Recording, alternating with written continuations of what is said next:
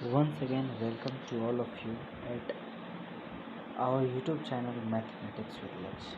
ठीक है, हम लोग आज क्वेश्चन नंबर 18 से शुरुआत करेंगे। देखिए 18 नंबर का क्वेश्चन पैसेज फिलर है।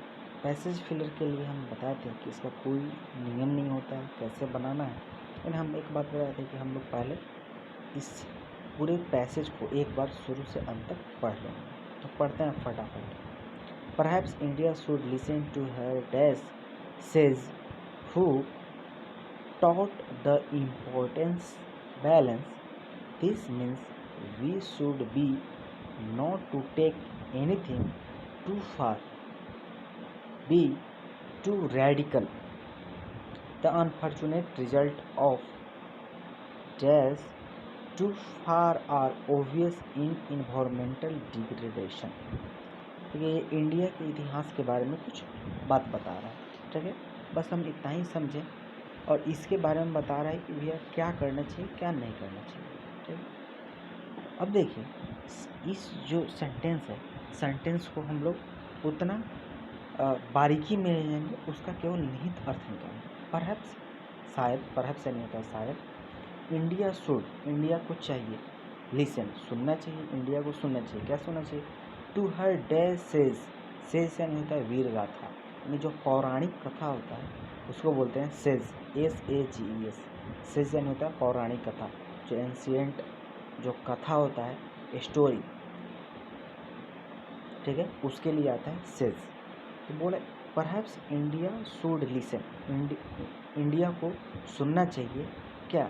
हर एंशियंट सेज, उसका जो पौराणिक कथा है उसको सुनना चाहिए। यहाँ पौराणिक के लिए, पौराणिक कथा के लिए मेरा क्या होगा? एंशियंट सेज होगा कि नहीं?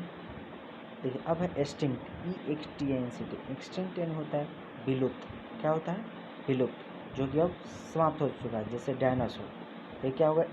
एक्सटिंक्ट प्राणी है। उसके बाद इनिशियल, इनिशियल यानी होता है शुरुआत, यानी शुरुआती स्टेज जो होता है उसको बोला जाता है इनिशियल स्टेज। ठीक है, उसके बाद एंटिक। ठीक, एंटिक आता है जनरली, आप देखिएगा जो गिफ्ट वगैरह दुकान पे आ जाइएगा तो वहाँ पे बोला जाएगा कि एंटिक थिंग है। एंटिक थिंग यानी बहुत ही पुराना जो वस्तु है उसको बोला जाता है एंटिक, ANTIK। ठीक है, तो यहाँ पे मेरा क्या हुआ? Perhaps India should listen to her ancient sage. ठीक है, पौराणिक गाथा को सुनना चाहिए। अब देखते हैं नेक्स्ट 19 नंबर क्वेश्चन। देखिए क्या बोल रहा है। 19 नंबर बोल रहा है कि सेज हु टॉट, जो हमें सिखाते हैं क्या? The importance of something. Importance अपने साथ क्या लगा? ऑफ लेगा। Importance of books is, what is the importance of your father, what is the importance of your parents in your life. यहाँ पे क्या होगा? इम्पोर्टेंस अपने साथ क्या लगा? ऑफ लेगा। यहाँ पे ऑफ दिया है 3 नंबर में, वो मेरा सही होगा। ये मेरा क्या था? ये मेरा प्रीपोजिशनल था, यानी प्रीपोजिशन का अगर नॉलेज होगा तो इस क्वेश्चन को हम लोग आसानी से बना सकते हैं। ठीक है, अब देखिए 20 नंबर क्वेश्चन में आते हैं। 20 नंबर क्वेश्चन क्या बोल रहा है? 20 नंबर यानी ब्लैंक नंबर 3। दिस मीन्स यानी यहाँ पे मतलब, इसका मतलब ये है वी शुड बी, क्या होना चाहिए? हम लोग केयरफुल होना चाहिए। क्यों? क्योंकि हम लोग को पुरानी गाथा से जो अगर सुनेंगे तो कुछ ना कुछ बढ़िया नॉलेज मिलेगा, उसके अकॉर्डिंग हम कोई काम करेंगे। यहाँ पे होगा this means we should be careful. हम लोग को क्या होना चाहिए? वो जो गाथा से जो हमें रिजल्ट मिलेगा, जो कहानी मिलेगा, उससे हमें कुछ सावधानियाँ बरतना चाहिए। तो यहाँ पे क्या होगा? This means we should be careful, हम लोग को सावधान होना चाहिए, केयरफुल होना चाहिए। केयरलेस यानी लापरवाह। केयर फ्री, केयर फ्री मतलब भी लापरवाह होता है, केयर फ्री बराबर केयरलेस। ठीक है, केयर टेकर, केयर टेकर होता है एक ऐसा व्यक्ति जो किसी का केयर करे, उसको हो जाता है केयर टेकर। जैसे आप बोल सकते हैं my mother is my care taker, यानी जो मेरा देख रेख करने वाला कौन है? मेरी माँ है। तो यहाँ वो हो जाए केयर टेकर यानी देख रेख करने वाला। ठीक है, यहाँ पे मेरा 20 का क्या होगा? केयरफुल हुआ, यानी ब्लैंक नंबर 3 का ऑप्शन क्या हुआ? और ये केयरफुल मेरा आंसर हुआ। ठीक, नेक्स्ट क्वेश्चन नंबर 21 पे चलते हैं। 21 नंबर देखिए क्या बोल रहा है, यानी ब्लैंक्स नंबर 4 बोल रहा है this means we should dash not be anything too far, मतलब यहाँ पे हम लोग 3 नंबर में अभी क्या इम्प्लीमेंट किए, 3 नंबर हम लोग केयरफुल डाले हैं, ये नहीं डाले हैं। दिस मीन्स इसका मतलब ये है वी शुड बी केयरफुल, हम लोग को केयरफुल होना चाहिए। नॉट टू टेक एनीथिंग, कुछ चीज़ नहीं लेने के लिए। टू फार, देखिए यहाँ पे टू डबल ओ जब आता है ना तो कुछ नेगेटिव चीज़ देता है, जैसे ही इज़ टू वीक, वो इतना कमज़ोर है। टू वक, तो यहाँ पे टू का अर्थ क्या दे रहा है, this means we should be careful, हम लोग को सावधान होना चाहिए। नॉट टू टेक एनीथिंग, हम लोग कुछ ज़्यादा कुछ नहीं लेना चाहिए। टू फार, कुछ हद तक, टू फार यानी क्या होगा, कुछ हद तक। और टू बी रेडिकल, और क्या होना चाहिए, कुछ हद तक हमें रेडिकल भी नहीं लेना चाहिए, ठीक है। रेडिकल यानी होता है मूल रूप से, मूलक हिंदी में बोलते हैं, ठीक है। तो यहाँ पे क्या होना चाहिए, या तो हमें ज़्यादा कुछ नेगेटिव पॉइंट भी नहीं लेना है, और या ज़्यादा कुछ हमें पॉजिटिव पॉइंट भी नहीं लेना है, ठीक है। तो यहाँ पे मेरा ऑप्शन क्या होगा, और, ओ आर, और यानी होता है या, ठीक है। और ए एन डी, एंड यानी होता है और, ठीक है। तो ये बहुत कन्फ्यूजिंग वर्ड है, तो ओ आर, और यानी होता है या, ठीक है। हमें टेक केयर करना है, this means we should be careful, हम लोगों को सावधान रखना है। Not to take anything too far, और टू बी, और बी टू रेडिकल, ठीक है। तो यहाँ पे और हो गया। अब 5 नंबर पढ़ते हैं। 5 नंबर यानी बोल रहा है द अनफॉर्चुनेट, यह मेरा, यह दुर्भाग्यवश, अनफॉर्चुनेट, फॉर्चुनेट, फॉर्चुनेट नहीं होता है भाग्य, तो उससे बना फॉर्चुनेट। अब क्या है, अनफॉर्चुनेट यानी दुर्भाग्य। The unfortunate results, the unfortunate जो है दुर्भाग्य का क्या परिणाम है, रिजल्ट से परिणाम। The unfortunate results of venturing, venturing मतलब होता है साहस, साहसपूर्ण। The unfortunate result of venturing, साहस का क्या परिणाम है, टू फार आर ओबियस, जो कि वो स्पष्ट है। इन द इन्वायरमेंटल डिग्रेडेशन, यानी जिससे मेरा क्या हो रहा है, पर्यावरण का डिग्रेडेशन हो रहा है, यानी अवमूल्यन हो रहा है, क्षरण हो रहा है, बर्बाद हो रहा है, ठीक है। तो डिग्रेड यानी ग्रेड में क्या हो जा रहा है, डी लग जा रहा है, यानी डिग्रेड यानी जो उसका अच्छा ग्रेड था अब क्या हो रहा है, ख़राब हो रहा है। तो हम लोग क्या किए हैं, हम लोग जो पुराने वीर गाथा हैं उस चीज़ पे हम लोग ना चल रहे हैं ना उसका अमल कर रहे हैं, इसलिए हम लोग क्या हो रहा है कि हम लोग बहुत ज़्यादा क्या कर रहे हैं, अपने जो साहस दिखा रहे हैं उसमें कुछ ना कुछ क्षरण हो रहा है, ठीक है। इसका उदाहरण क्या है, इन्वायरमेंटल डिग्रेडेशन, जो पर्यावरण क्या है, डिग्रेडेशन हो रहा है वो, जैसे कि बारिश के समय में धूप और धूप के समय में बारिश, इस टाइप से। देखिए आप पायोनियरिंग, पायोनियरिंग के लिए हम समझते हैं पायोनियर, पायोनियर यानी होता है अग्रदूत, यानी जो आगे आगे हर चीज़ में हो, जैसे उसको बोलते हैं अग्रदूत, ठीक है। क्लाइंबिंग, यू नो क्लाइंब यानी चढ़ना। रिस्किंग, रिस्क से बना है। क्वेश्चन नंबर 13 बोल रहा है select the correct spelled word. देखिए एडोलेसेंस, ADOLESCENC, एडोलेसेंस, ये आप लोग वर्ड्स याद कर लीजिएगा। ADOLESCENC, एडोलेसेंस यानी होता है किशोर अवस्था।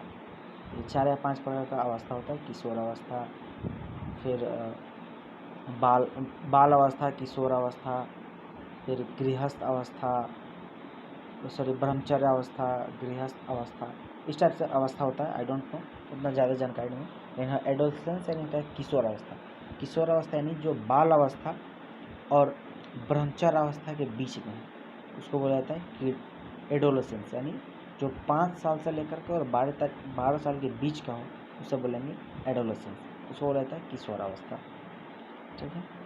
बोल रहा है सी परफॉर्म्स, वो परफॉर्म्स करती है, यानी परफॉर्मेंस यानी प्रदर्शन करती है। डिफरेंट रोल यानी विभिन्न प्रकार के रोल को। वेरी कन्विंसिंगली यानी बहुत ही स्पष्ट रूप से, बहुत ही बढ़िया तरीक़ा से। एज, देखिए यहाँ पे एज क्या है, मेरा एज प्रीपोजिशन भी होता है, एज कंजंक्शन भी होता है। तो यहाँ पे मेरा एज जो है वो कंजंक्शन के रूप में काम कर रहा है। क्यों? क्योंकि एज के बाद मेरा सब्जेक्ट और वर्ब है कि नहीं। जब एज के बाद सब्जेक्ट और वर्ब पर काम करे तो वो मेरा क्या हो जाएगा, एज, वो हो जाएगा मेरा कंजंक्शन। और कंजंक्शन एज जहाँ हुआ तो वहाँ पे मेरा अर्थ क्या देगा, बिकॉज का। तो सी परफॉर्म्स डिफरेंट रोल्स, वो जो है बहुत सारा रोल परफॉर्म करती है वेरी कन्विंसिंगली, यानी बहुत ही स्पष्ट तरीक़ा से, बारीकी तरीक़ा से, ठीक है, शानदार तरीक़ा से, एज यानी बिकॉज, क्योंकि she is a very dash actor, वो क्या है, बहुत ही प्रतिभा संपन्न एक्टर है, यानी वो जो कलाकार है वो क्या है, प्रतिभा संपन्न है, उसके पास बहुत सारा नॉलेज है। तो बहुत सारे नॉलेज को बोलते हैं वर्सेटाइल, क्या बोलते हैं, वर्सेटाइल, यानी बहुमुखी प्रतिभा वाला। इसके पास बहुत सारा, इसको एम्बीडेक्स्ट्रस से बोलते हैं, ठीक है। तो यहाँ पे एम्बीडेक्स्ट्रस तो दिया नहीं है, तो उससे भी बेटर वर्ड है वर्सेटाइल। वर्सेटाइल यानी होता है बहुमुखी प्रतिभा वाला, इसके पास प्रतिभा की कोई कमी नहीं है, ठीक है। तो क्या होगा, because she is a very versatile actor, ठीक है। देखिए वर्चुअसो, वर्चुअसो यानी वर्चुअस, वर्चुअस यानी होता है सद्गुण, क्या होता है वर्चुअस यानी सद्गुण। 2 नंबर में वोरासियस, वोरासियस यानी होता है लालची, क्या होता है वोरासियस यानी लालची, ठीक है। और देखिए वोरासियस और एक कंफ्यूजिंग वर्ड्स आता है एवरेसियस, AVARICIOUS, एवरेसियस, एवरेसियस यानी होता है धन का लालची, वो लालची नहीं, वो केवल धन का लालची है, उसको बोलेंगे एवरेसियस। और देखिए भरबोज, एक मेरा वर्ड्स है, क्या है भरबोज, VERBOZ, भरबोज। भरबोज का अर्थ होता है कि बहुत ज़्यादा शब्दों का प्रयोग कर देना, जैसे हम बोल दें he is very very very good person, तो यहाँ पे क्या है, हम वेरी का बहुत ज़्यादा यूज़ कर दिए कि नहीं। तो वही एक मेरा अगर 2 वर्ड्स में अगर कोई चीज़ कंप्लीट होने वाला हो, तो उसको अगर हम 5 वर्ड्स उसमें यूज करें, तो वहाँ पे क्या हो जाएगा, शब्द का ज़्यादा प्रयोग होगा, अनुचित प्रयोग होगा, उसी को बोलते हैं भरबोज, यानी शब्दों का गलत तरीक़ा से प्रयोग करना, या बोल सकते हैं बहुत ज़्यादा शब्दों का प्रयोग करना, भरबोज। क्वेश्चन नंबर 50 बोल रहा है कि इसमें से कौन सा ब्लैंक्स का स्थान पर होगा, ठीक है। तो है चार्ल्स डिकेंस, क्या है चार्ल्स डिकेंस, क्या है आदमी का नाम है। चार्ल्स डिकेंस प्लुरल है नहीं, किसी नाम जो है वो सिंगुलर होता है, चार्ल्स डिकेंस। देखिए चार्ल्स डिकेंस वाज, अब यहाँ डिकेंस देख के हमको ये नहीं समझना कि ये प्लुरल है तो यहाँ पे वाज क्यों लगा, वेयर होना चाहिए, नाम है भैया किसी का, जिसका जो नाम। चार्ल्स डिकेंस एक आदमी का नाम है, वाज डिफरेंट, वो अलग थे, इन हिज स्टाइल, अपने स्टाइल में, ऑफ राइटिंग, लिखने के स्टाइल में, from most of his dash in the Victorian era, और उनका जो लिखावट है वो किस एरा में है, विक्टोरियन एरा में है। एरा यानी क्या लिख सकते हैं, एरा यानी युग, एरा यानी क्या होता है ERA, एरा यानी युग। तो वो क्या है, Charles Dickens was different in his style of writing from most of his contemporary in the Victorian age या विक्टोरियन एरा। तो कॉन्टेम्पररी यानी होता है समकालीन, क्या होता है कॉन्टेम्पररी यानी समकालीन, ठीक है। क्रोनिज, देखिए क्रोनिज यानी होता है, यहाँ पे 2 टाइप का वर्ड होता है, एक होता है क्रोनिज, क्रोनिज यानी आपको घनिष्ठ मित्र, और एक होता है क्रोनोलॉजी। क्रोनोलॉजी यानी होता है कि क्या, क्रोनोलॉजी यानी समसामयिक, यानी कि जो समय कैसे कैसे बढ़ रहा है उसको हो जाता है क्रोनोलॉजी। क्रिटिक्स, क्रिटिक्स यानी होता है आलोचना, क्या होता है क्रिटिक्स यानी आलोचना। अब देखिए लास्ट वर्ड जो है वो बहुत ही बेटर वर्ड है, कॉन्फिडेंस। देखिए हम लोग जनरली क्या करते हैं ना, हम लोग बोलते हैं हम लोग हम इस बात को बोले बहुत ज़्यादा कॉन्फिडेंशियल है, जो कि हम लोग गलत बोलते हैं। हम ये बोल सकते हैं कि हम भी इस काम को करने के लिए हम बहुत ज़्यादा कॉन्फिडेंट हैं। कॉन्फिडेंट अलग चीज़ है और कॉन्फिडेंशियल अलग चीज़ है। देखिए कॉन्फिडेंट यानी भैया इस काम को मेरा हो जाएगा, ये हम कॉन्फिडेंट है, आत्मविश्वास। लेकिन वहीं जहाँ पे ये कॉन्फिडेंट्स हो जाएगा तो यहाँ पे ये मेरा क्या हो जाता है, नाउन। जैसे आप देखिएगा बहुत ज़्यादा लिखा हुआ रहता है किसी जगह पे कि कॉन्फिडेंशियल पेपर यानी गुप्त पेपर, ठीक है। ऐसा पेपर जो बहुत ज़्यादा सीक्रेट हो, वहाँ बोला जाता है कॉन्फिडेंशियल, CONFIDENTIAL, कॉन्फिडेंशियल यानी सीक्रेट।